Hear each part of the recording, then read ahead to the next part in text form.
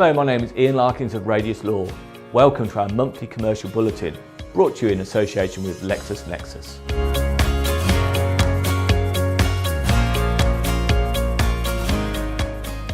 To start, we must of course mention Brexit. It's the biggest legal development for 40 years and has dominated the news for the past few months. We now have a referendum result, but ironically there seems to be more uncertainty than before the referendum, and there is still doubt on whether we will exit the EU. There are, however, some certainties. We have at least 2 years before we quit the EU, and we know that most commercial contracts will survive Brexit. There may be some uncertainty in contract where references are made to the EU, and we see a small risk that in some limited cases contracts may be incapable of being performed, where they are intrinsically linked to EU regulations. We do not see any significant shift in our current laws or future laws that are being designed to fit EU requirements. To do so otherwise will inevitably hinder those important trade deals. We will bring you updates on these topics as they develop in the forthcoming months. A recent judgment in the case of TUPE UK v Aircom Jersey 4 illustrates the importance of complying meticulously with the contract detail when making a warranty claim. In this case, the contract stated that the sellers would only be liable for a claim if the buyer gave notice of the claim to the seller, setting out reasonable details of the claim, and that any claim must be given as soon as reasonably practical and before July the 31st of 2015.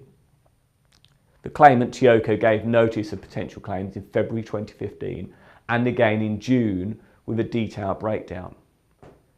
In August 2015, TUPE issued court proceedings, but the claims were struck out by the High Court on the basis that the notice of the claims had been inadequate. In particular, it was noted that TUPE's June letter referred to possible or potential rather than actual claims and were not specific about which warranties had been breached. Whilst this does seem a particularly harsh decision, it does provide a valuable guidance on drafting a warranty claim.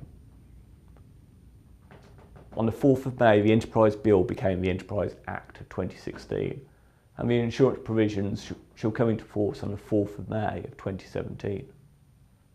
Currently, insurers are under no duty to pay insurance claims within a reasonable time, leaving claimants only able to claim the sums due under the policy and interest. Under the Enterprise Act, insurers will now have to pay compensation if they do not pay a claim within a reasonable time. For commercial insurance, it is possible for the parties to contract out of these new provisions, so it will be important that businesses are vigilant and do not allow these new rights to be circumvented. Insurers will also be preparing for the third parties' Rights Against Insurers Act 2010 that will be effective from the 1st of August. This change means that where an insured has a liability and has become insolvent, the claimant companies will no longer need to prove liability of the insured or restore the insured company to the register before proceeding against the insurer. The recent Court of Appeal decision in the case of Naranda v Bradstock confirmed that deleted words can be used to interpret a contract where the contract terms are ambiguous and the deleted words help to resolve that ambiguity.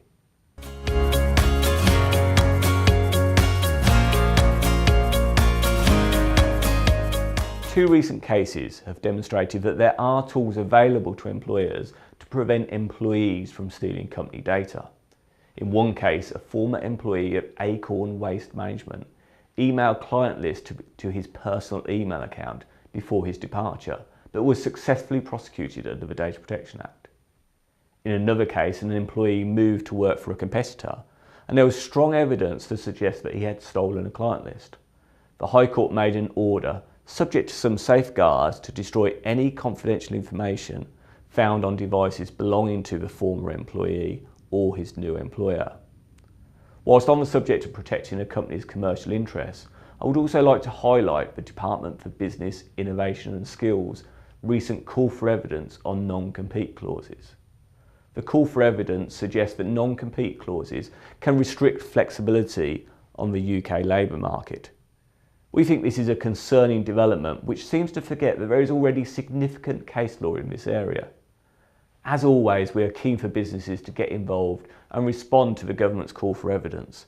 This is open until the 19th of July.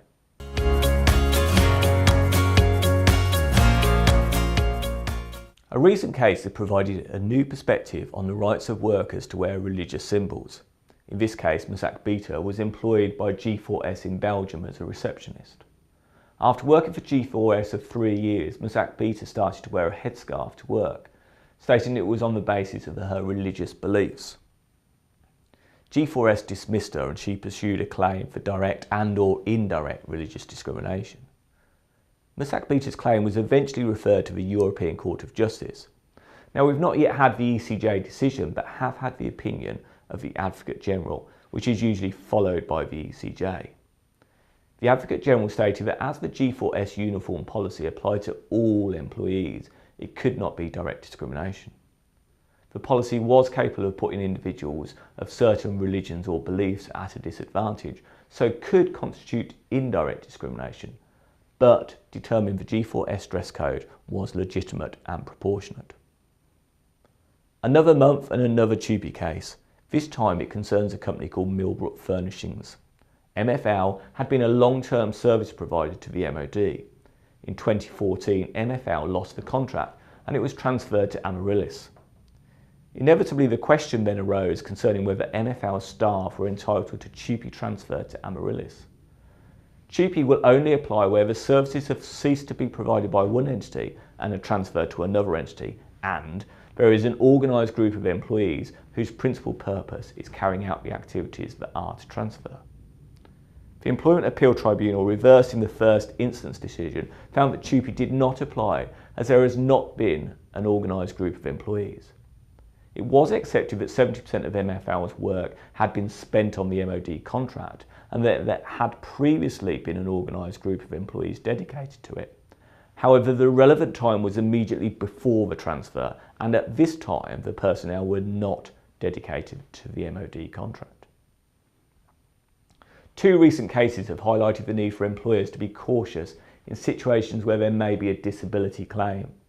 In the case of Risby v London Borough of Waltham Forest, Risby, a paraplegic who had been employed by LBWF for 23 years, was dismissed for using racist language when he was informed that company training was being moved to a location without wheelchair access.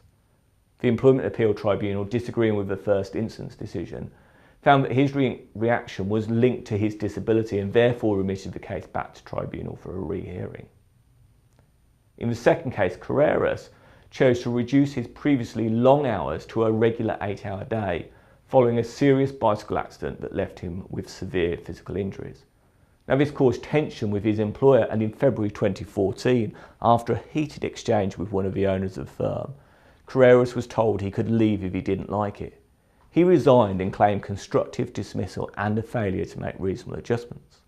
Now, similar to the Risby case, the Employment Appeal Tribunal disagreed with the first instance decision, stating that it had taken an overly technical and narrow approach by not finding a provision, criterion or practice that put Carreras at a disadvantage compared to his non-disabled colleagues. This case was remitted back to the tribunal. As mentioned previously, the Enterprise Act received royal assent on the 4th of May this year. Although the effective date is still to be confirmed, there are some important changes proposed for Sunday working, including decreased notice periods for shop workers in large shops, the right to refuse additional Sunday working hours, and the requirement for employers to notify their new recruits about these rights within 2 months.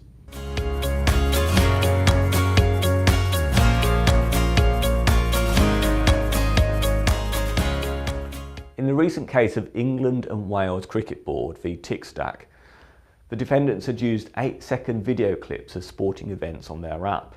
The ECB objected to this use and sued, claiming the clips amounted to a substantial part of ECB's works and were therefore capable of infringing ECB's copyright. The judge agreed, stating that although the clips were only very short, they were highlights and a substantial part could be considered from a qualitative or a quantitative basis. The judge was not willing to accept a fair dealing defence, as he considered that any commentary was secondary to the use of the footage itself, taking it outside the exclusion.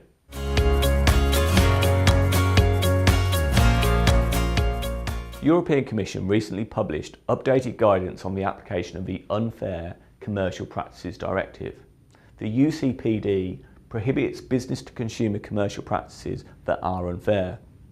The guidance provides some useful information on how the UCPD applies, particularly in the digital world. The CMA is consulting on draft guidance on its consumer powers. The draft guidance sets out how the CMA uses its consumer powers to address market-wide consumer problems and explains how it enforces consumer protection law. The consultation ends on the 21st of July.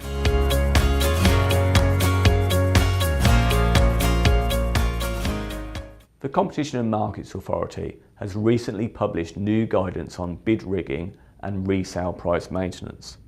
The guidance includes some leaflet-style explanations, videos and an e-learning tool. The guidance follows concerns by the CMA that competition law awareness is still very low.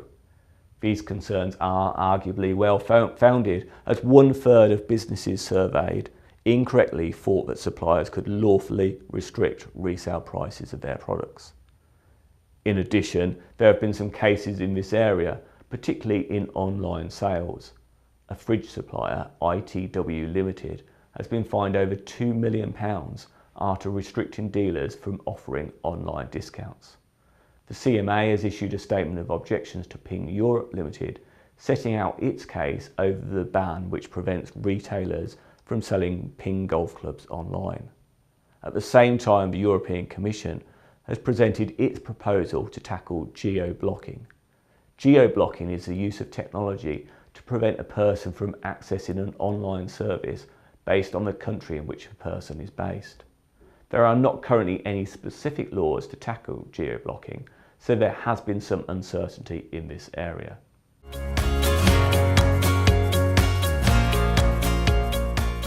It is often easy to think that slavery cases are limited to less developed countries.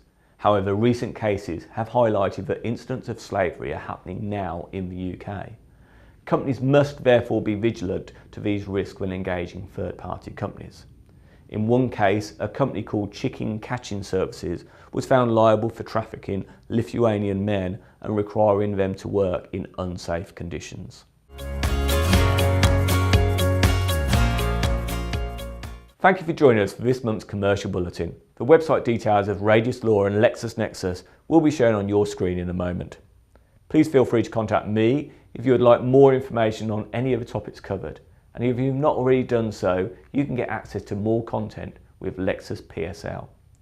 Please don't hesitate to contact my colleagues at LexisNexis to request a free trial. Any other feedback on our bulletins is, of course, also welcome. We'll be back next month with another update. Until then, thank you and goodbye.